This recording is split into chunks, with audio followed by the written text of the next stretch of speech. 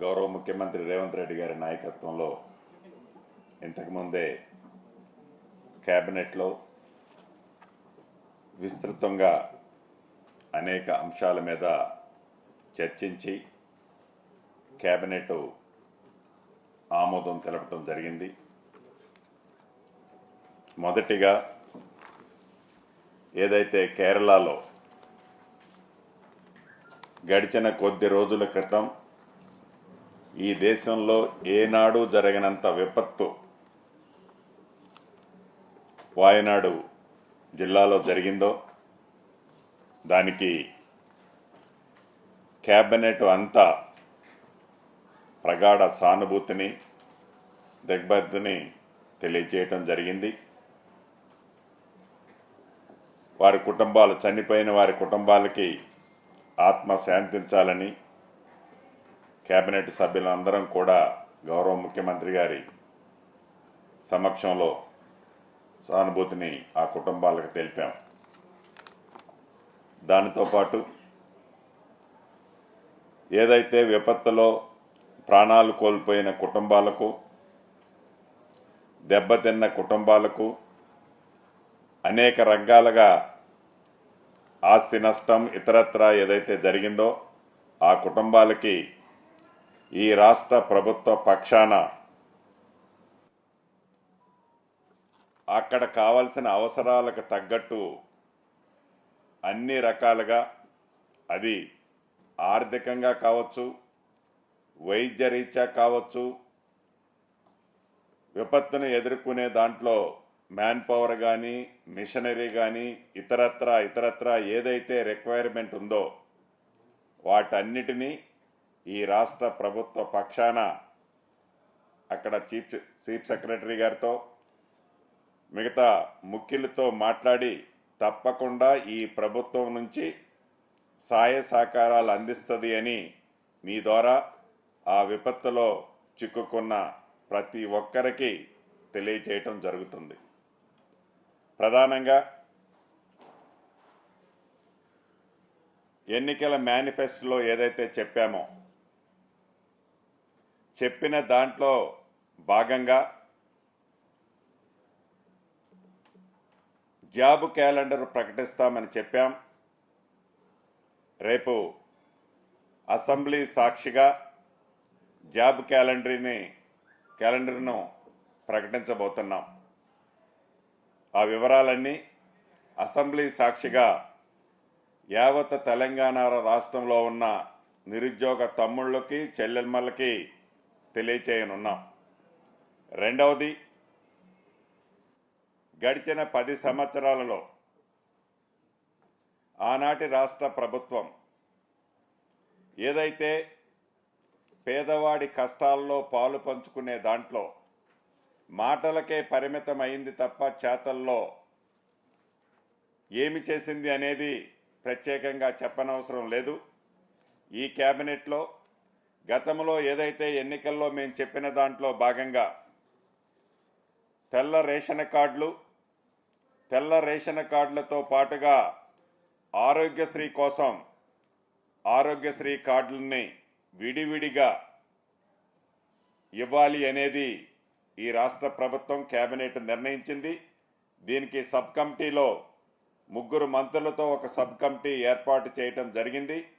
పౌర సరఫరా శాఖ మంత్రివర్యులు ఉత్తమ్ కుమార్ రెడ్డి గారు, అదే రకంగా ఆరోగ్య శాఖ మంత్రివర్యులు దామోదర్ రాజనరసింహ గారు, రెవెన్యూ శాఖ మంత్రిగా నేను ఈ సబ్ కమిటీలో ఉంటాం. వీలైనంత తొందరలో ఈ సబ్ కమిటీ రిపోర్టు నివేదిక గవర్నమెంట్కి ఇచ్చి ఆ విధి విధానాలు ఫైనల్ చేసి తప్పకుండా అనుకున్న ప్రకారం ప్రతి పేదవాడికి, అర్హులైన ప్రతి పేదవాళ్ళకి ఈ రాష్ట్ర ప్రభుత్వం తెల్ల రేషన్ కార్డు, అదే రకంగా ఆరోగ్యశ్రీ కార్డును కూడా ఇవ్వాలని ఈరోజు గౌరవ ముఖ్యమంత్రి రేవంత్ రెడ్డి గారి సమక్షంలో జరిగిన కేబినెట్లో నిర్ణయం తీసుకోవడం జరిగింది. అదేవిధంగా ఏదైతే గతంలో చూసాం, ఎవరెవరికో క్రీడల్లో పాల్గొన్న వాళ్ళకి ఆనాటి ప్రభుత్వం సహాయ సహకారాలు అందించిందని గొప్పలు చెప్పుకొని మాటలకే కొంతమంది విషయంలో పరిమితమైంది. కానీ ఈనాడు ఇందిరమ్మ రాజ్యంలో క్రీడాకారులు ఏషా సింగ్ గారు, అదే రకంగా నిఖత్ జరీన్, మహమ్మద్ సిరాజ్కు హైదరాబాదులో ఒక్కొక్కరికి 600 చదరపు గజాల ఇంటి స్థలము కేటాయించేందుకు మంత్రివర్గం ఆమోదం తెలిపింది. నిఖత్ జరీన్కు, సిరాజ్కు గ్రూప్ 1 స్థాయి ఉద్యోగాలు ఇవ్వాలని నిర్ణయించడం జరిగింది కేబినెట్లో. అదే రకంగా విధి విధానాల్లో మరణించిన ఇంటెలిజెన్సీ డీజీ రాజీవ్ రతన్ గారి కుమారుడు హరిరతన్కు మున్సిపల్ కమిషనర్ ఉద్యోగం ఇవ్వాలని కేబినెట్ నిర్ణయించడం జరిగింది. అదేవిధంగా ఇటీవల విధి నిర్వహణలో చనిపోయిన అడిషనల్ డీజీ పి మురళీ కుమారుడికి డిప్యూటీ తహసీల్దార్ ఉద్యోగం ఇవ్వాలని కూడా కేబినెట్లో నిర్ణయం తీసుకోవడం జరిగింది. అదే రకంగా మా సోదరుడు సహచర మంత్రివర్యులు పొన్నం ప్రభాకర్ గారు ఆనాడు ఆ ప్రభుత్వంలో ఆ గౌరవెల్లి ప్రాజెక్టు పూర్తి చేసి సుమారు 2000 ఎకరాలకు నీరియాలని చాలా పోరాటం చేశారు. 2 లక్షల ఎకరాలకు నీలియాలని పోరాటం చేశారు. కానీ ఏది పోరాటం చేసినా ఆర్భాటాలే చేసింది తప్ప ఆనాటి ప్రభుత్వం నిజంగా రైతన్నలు ఆదుకునే దాంట్లో వారి చిత్తశుద్ధి ఏందో మనకి తెలియంది కాదు. ఈనాడు ఈ Gouravelli project left canal, right కెనాల్ని కంప్లీట్ చేయటం కోసం ఆనాడు వాళ్ళు ఏదైతే ఆర్భాటంగా శాంక్షన్లు చేసిన ఎస్టిమేట్లలో ల్యాండ్ ఎక్విజిషన్ లాంటి కాంపోనెంట్లు కూడా పెట్టకుండా ప్రాజెక్టులు కేవలం వర్కుల కోసమే పెట్టిన సందర్భం మనం చూసాం. ఈనాడు ఈ ప్రభుత్వం ఆ గౌరవెల్లి ప్రాజెక్టుకు సంబంధించిన రివైజ్డ్ ఎస్టిమేటు సోదరుడు పొన్నం ప్రభాకర్ గారు పట్టుపట్టి గౌరవ ముఖ్యమంత్రి గారిని, కేబినెట్ని ఒప్పించి 2 లక్షల ఎకరాలకి సాగులో తీసుకొచ్చి ఈ ప్రాజెక్టుకి సంబంధించిన రివైజ్డ్ ఎస్టిమేట్ని ఈ కేబినెట్లో ఆమోదించడం జరిగింది. అదే రకంగా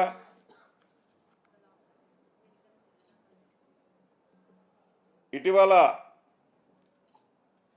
గవర్నర్ గారు ఏదైతే 2 ఎమ్మెల్సీలకు సంబంధించినది ఫైలు తిరిగి ప్రభుత్వానికి వెనక్కి పంపడం జరిగింది.